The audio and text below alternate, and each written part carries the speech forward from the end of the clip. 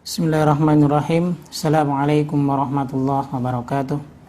Alhamdulillah alladzi anzala ala abdihil kitab wa lam yaj'al lahu iwaja qayyiban liyunzira ba'san syadidan min ladun wa yubashshiral mu'minina alladzina ya'maluna as-shalihat anna lahum ajran hasana.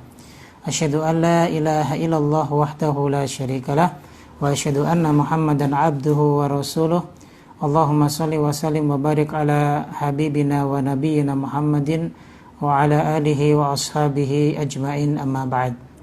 Ahibbai wa a'izzai rahimakumullah. Alhamdulillah, pada pagi hari ini kita masih diberi kesempatan oleh Allah Subhanahu wa taala untuk saling tawassaw bil haqqi wa tawassaw bis sabr, dalam rangka memperbaiki keyakinan dan keimanan kita kepada Allah Subhanahu wa taala, sehingga dengan ini kita mendapatkan hidayah di antara hidayah-hidayah dari Allah Subhanahu wa taala, dan mudah-mudahan hidayah tersebut akan selalu berkelanjutan dengan kita mampu untuk mengamalkan apa yang sedang kita tuntut ini. Salawat dan salam tak lupa kita junjungkan kepada Nabi kita Muhammad sallallahu alaihi wasallam beserta para sahabat beliau dan juga orang-orang yang istiqomah menjalankan sunnah beliau. Taib, ikhwani fillah rahimakumullah. Kita akan melanjutkan bahasan kita dalam kitab Al-Irsyad ila Shahihil I'tiqad karya Syekh Shalih Fauzan hafizahullahu taala, di mana kita sudah masuk di jenis tauhid yang ketiga, yaitu tauhid asma dan sifat, mentauhidkan Allah Subhanahu wa taala dengan nama-nama dan sifat-sifatnya. Di pertemuan kita yang terakhir, jamaah rahimakumullah, kita telah membahas tentang bagaimana sih cara kita menghormati dan mengagungkan nama-nama Allah Subhanahu wa taala. Disebutkan dalam kitab ini kurang lebih ada sekitar 6 poin yang harapannya adalah kita bisa memahaminya serta kita bisa untuk meninggalkan apa yang dilarang dan juga mencoba untuk mengamalkan apa yang diperintahkan. Tayyib jamaah rahimakumullah. Kita lanjutkan kembali ke subjudul yang berikutnya, yaitu tentang bagaimana sih pandangan manhaj Ahlus Sunnah wal Jamaah tentang asma wa sifat ini. Ini yang akan kita bahas, ya. Yang sering kita dengar di masyarakat umum bahwa ada yang mengelompokkan antara mereka yang menganggap dan mengakui Ahlus Sunnah wal Jamaah, ada yang dituding sebagai mereka pelaku bid'ah, pelaku kesesatan, pelaku sebagai radikalisme dan yang lain sebagainya. Nah, coba kita akan mentelaah bagaimana sih sikap seorang ahlu sunnah wal jamaah yang ketika mereka mengatakan bahwa diri mereka ataupun golongan mereka sematkan sebagai ahlu sunnah wal jamaah. Apakah dari sisi kaidah tentang memahami asma wa sifat Allah itu sesuai dengan apa yang akan kita bahas ataupun tidak? Ini yang nanti bisa kita nilai masing-masing. Tayyib jamaah sekalian rahimakumullah.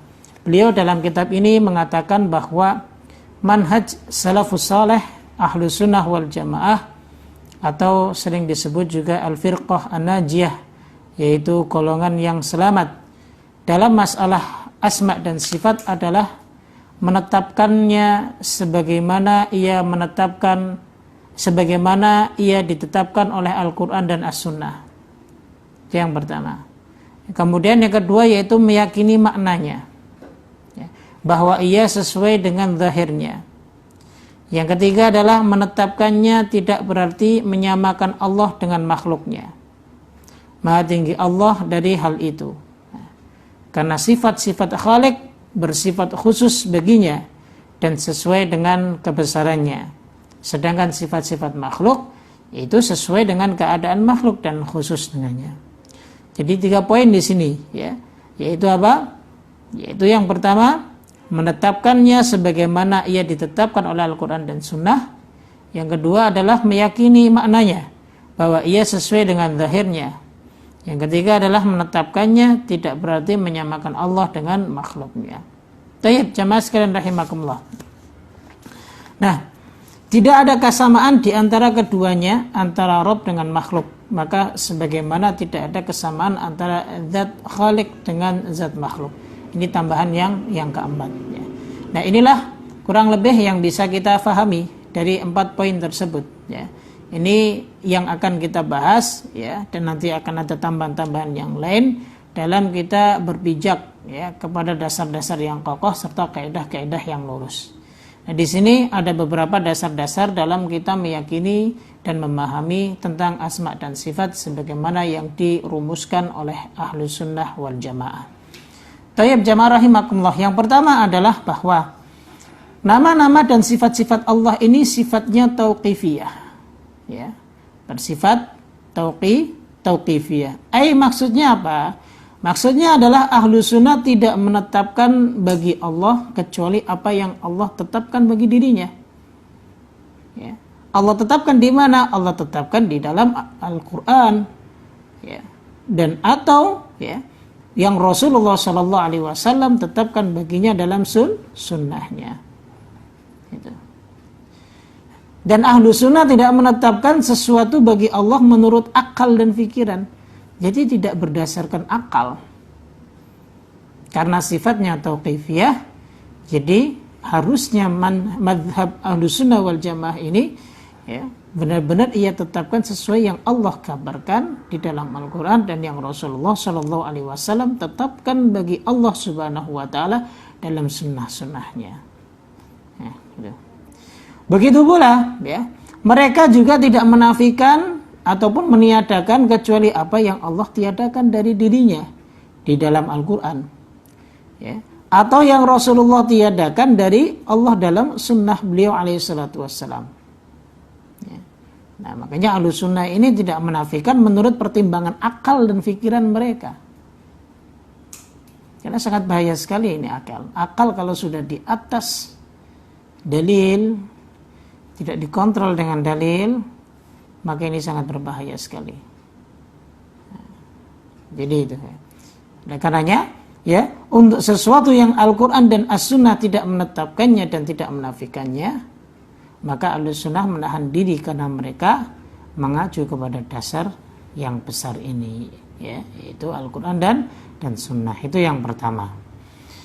Baik, kemudian yang kedua, jamaah rahimakumullah, asma wa sifat, ya, yang Allah tetapkan untuk dirinya dan Rasulnya tetapkan untuknya adalah hak, benar adanya, sesuai dengan zahirnya, tidak mengandung teka-teki dan tebak-tebakan, jelas paham, ya.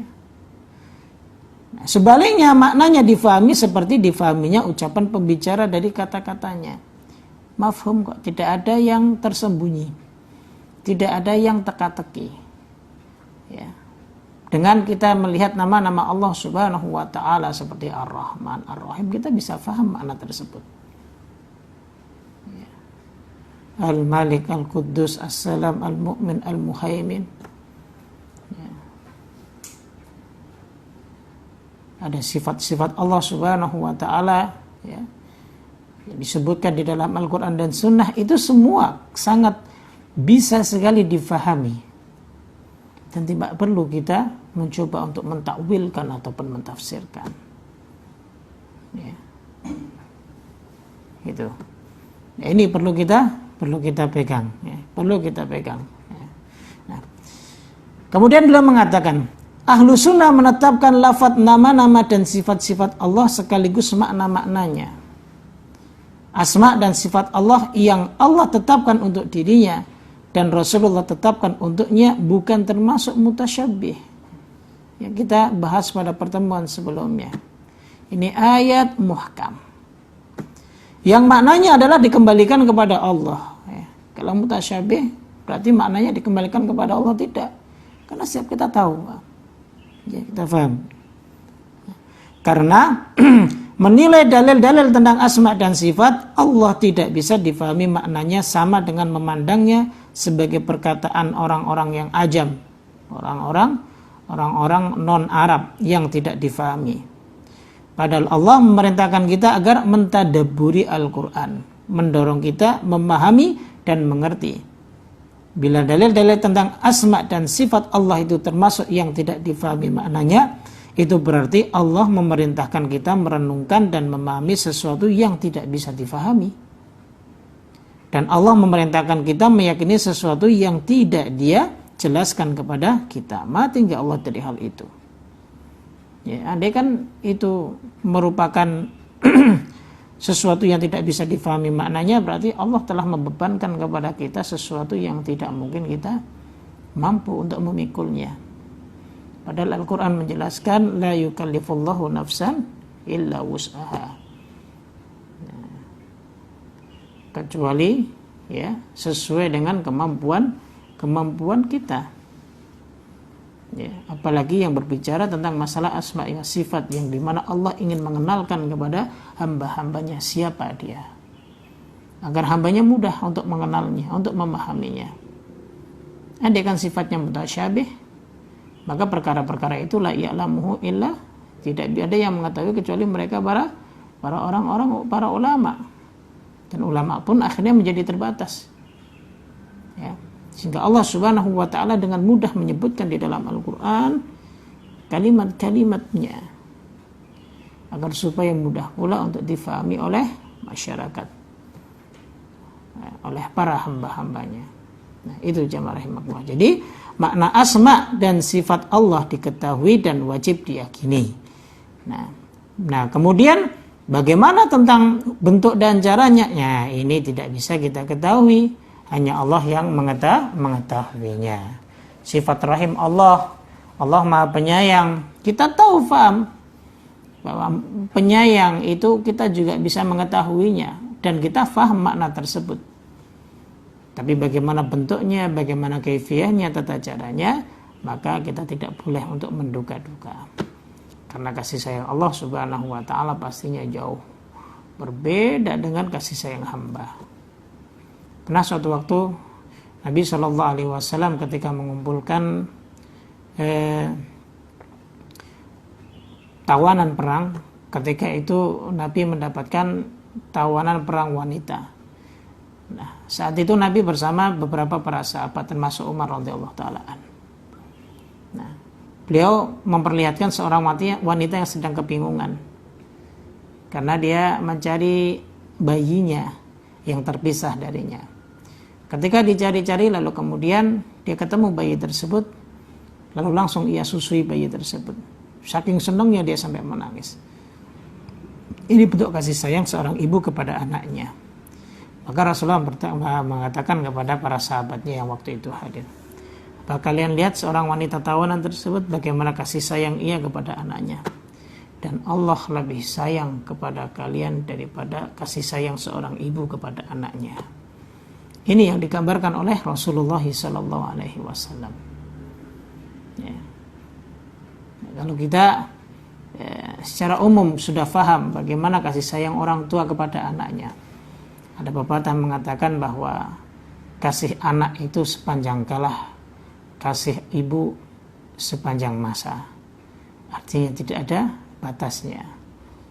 Nah, ketika Rasulullah memberikan contoh bagaimana seorang ibu memberikan kasih sayang kepada anaknya, ya, lalu bagaimana kasih sayang Allah Subhanahu wa ta'ala kepada hambanya. Nah, inilah jamaah sekalian rahimakumullah. Nah, dalam hal itu kita pasti tidak mungkin bisa ya, memberikan penjelasan tentang bagaimana bentuk dan caranya. Dan itu pun di luar daripada kemampuan kita. Kita hanya meyakini dan mengimani apa yang Allah dan Rasulnya telah tetapkan tentang nama-nama dan sifat-sifatnya. Ya, taib. Jamaah sekalian rahimakumullah ya. Oleh karenanya ketika Imam Malik bin Anas rahimahullahu ta'ala pernah ditanya tentang firman Allah Subhanahu wa ta'ala surat Taha ayat 5, Ar-Rahmanu ala arsyistawa, bagaimana Allah itu bersemayam di atas langit, maka jawaban beliau sangat singkat, padat dan harusnya memahamkan. Kata beliau, al-istiwa maklum, istiwa ya sudah diketahui ya. Wal kaifiyatu majhul, dan bagaimana tata caranya yaitu tidak berapa diketahui. Wal imanu bihi wajib, mengimaninya adalah kewajiban. Wa su'alu an dzalik bid'ah, dan mempertanyakan perkara itu merupakan pertanyaan-pertanyaan bid'ah. Ya. Ya tidak pernah ditanyakan. Artinya kewajiban kita hanya mengimani apa yang telah Allah Subhanahu wa taala jelaskan dan yang Rasulnya jabarkan tentang nama-nama dan sifat-sifat Allah Subhanahu wa taala. Thayyib, jamaah rahimakumullah.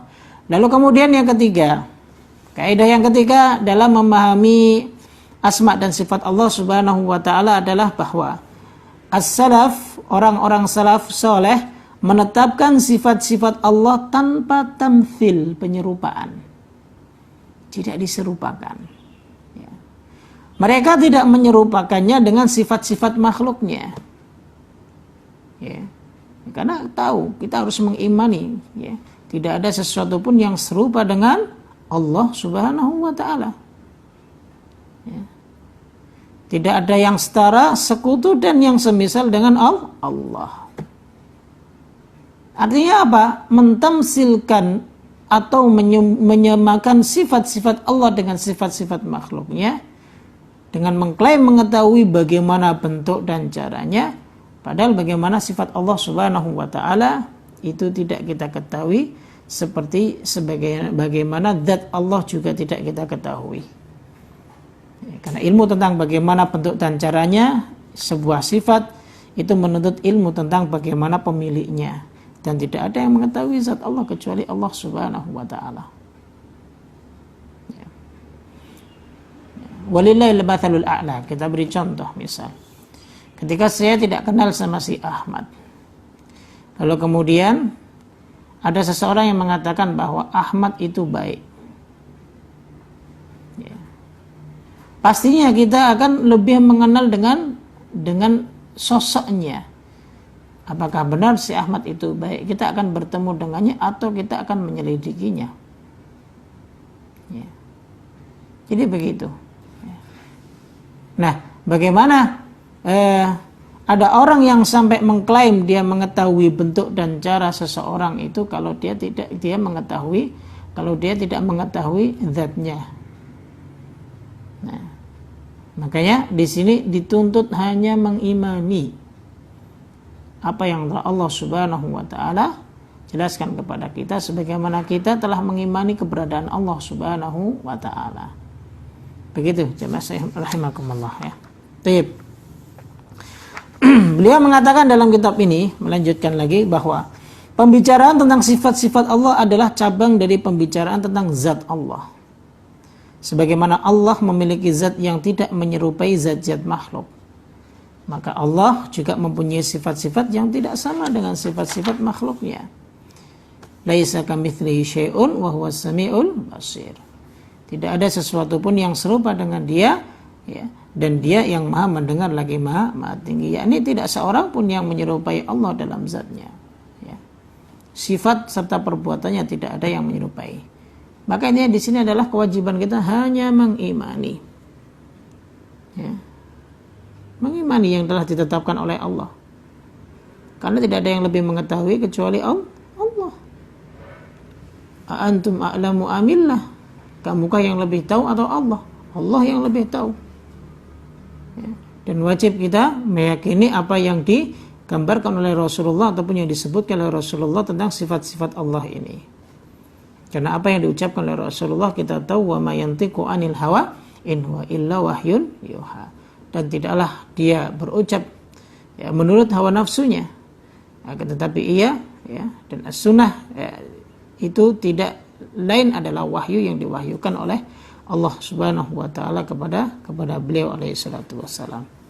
Itu kaidah yang ketiga. Tayyib jamaah rahimakumullah. Lalu kemudian kaidah yang keempat. Ya, kaidah yang keempat.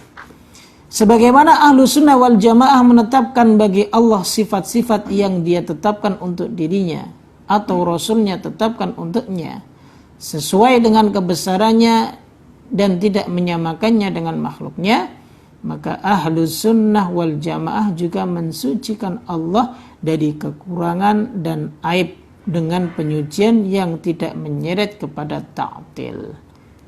Apa ta'til? Ta'til itu pengingkaran terhadap sifat-sifat Allah. Ya. Nah, dengan cara apa? Melalui takwil terhadap maknanya atau tahrif. Tahrif apa artinya? Penyimpangan makna.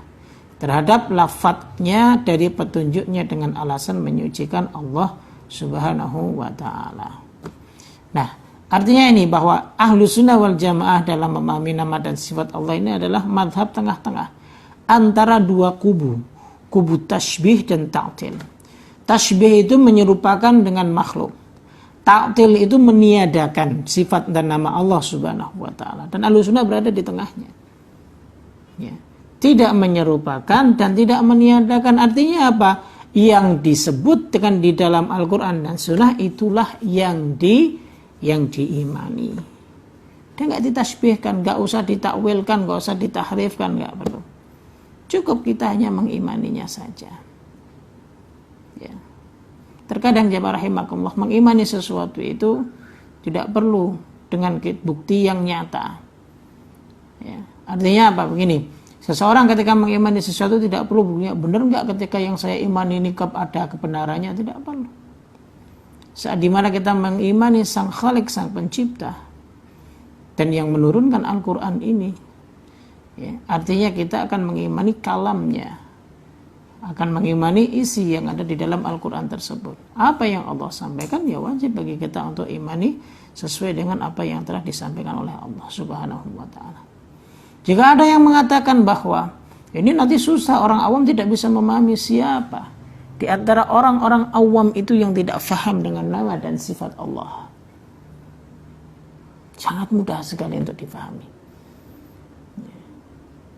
Yang harus dipelajari adalah menguatkan keimanan.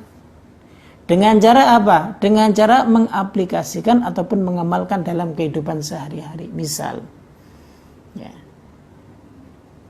memahami tentang asma dan sifat Allah. Allah Maha mengetahui, Al-Alim. Ya. Bukan kemudian kita diperintahkan untuk mentakwilkan bagaimana sih cara mengetahui Allah, tidak. Tapi yang harus kita yakini adalah bahwa Allah mengetahui sebagaimana disebutkan di dalam Al-Quran. Ya'lamu zahiratan wa batinah. Mengetahui secara zahir dan batin. Artinya dimanapun kita menyembunyikan sesuatu, ya. Ya'lamu kha'inatal a'yun wa ma tukhfis sudur. Allah mengetahui mata-mata pengkhianat dan apa yang disembunyikan di dalam hati. Nah, kita dituntut untuk apa? Memahami bagaimana cara kita mengaplikasikan keimanan kita tentang Allah itu Maha mengetahui. Dengan cara apa? Dengan cara kita, ya, berhati-hati dan bersikap, ya, untuk tidak melakukan sesuatu, ya, yang itu mengandung unsur-unsur yang diharamkan oleh Allah Subhanahu wa ta'ala. Karena keimanan kita terhadap zat yang Maha mengetahui, berarti kita harus mengimani pula bahwa apa yang kita lakukan itu, ya, akan mendapatkan apa yang Allah Subhanahu wa ta'ala ancam ataupun janjikan kepada kita. Nah, itu poin yang keempat. Tayyib, jamaah sekalian rahimakumullah. Poin yang kelima yang terakhir adalah metode Ahlussunnah wal Jamaah dalam menetapkan sifat Allah dan menafikan kekurangan dari Allah adalah metode Al-Quran dan Sunnah, yaitu menafikan secara global dan menetapkan secara terperinci. Ya. Dia dinafikan secara global dan ditetapkan secara terperinci. Misal contoh dalam surat Asy-Syura ayat yang ke-11, laisa kamitslihi syai'un, tidak ada sesuatu pun yang menyerupai Allah. Nah, ini artinya apa? Menafikan secara global. Kemudian ditetapkan secara terperinci, ya, wa huwas samiul basir, dan Allah Maha mendengar lagi Maha melihat. Ini terperinci. Karena apa? Setiap penafian dalam sifat-sifat Allah itu mengandung penetapan kesempurnaan, bukan sekedar penafian saja. Kenapa? Karena penafian secara murni, ya, bukan sanjungan, sebab penafian secara murni adalah ketiadaan, dan ketiadaan bukanlah sesuatu. Ya. Contoh penafian yang mengandung penetapan kesempurnaan. Wala yadzlimu rabbuka ahada, dan Tuhanmu tidak menzalimi seorang pun. Nah, ini Allah tidak menzalimi karena keadilannya yang sempurna, gitu. Contoh yang lain, wala ya'udu hifdzuhuma dalam surat Al-Baqarah ayat 255, dan dia tidak merasa berat memelihara keduanya. Kenapa? Karena kuasa dan kekuasaan Allah itu sempurna. Atau contoh yang lain surat Al-Baqarah ayat yang ke-255 juga masih sambungan ini surat ayat kursi, la ta'khudhuhu sinatun wala naum, tidak mengantuk dan tidak pula tidur. Karena hidup dan pengaturan terhadap makhluknya yang sempurna. Nah, inilah ya metode ataupun manhaj rumus yang ditetapkan oleh manhaj Ahlussunnah wal Jamaah tentang menetapkan dan meyakini terhadap nama-nama dan sifat-sifat Allah Subhanahu wa taala. Maka jamaah sekalian rahimakumullah, jika ada yang menyatakan bahwa mereka golongan Ahlussunnah wal Jamaah, maka pastinya mereka tidak keluar dari kaidah ini. Wallahu taala alam bisawab. Kita akan lanjutkan pada pertemuan berikutnya. Subhanakallahumma wa bihamdik, asyhadu an la ilaha illa anta, astaghfiruka wa atubu ilaik. Assalamualaikum warahmatullahi wabarakatuh.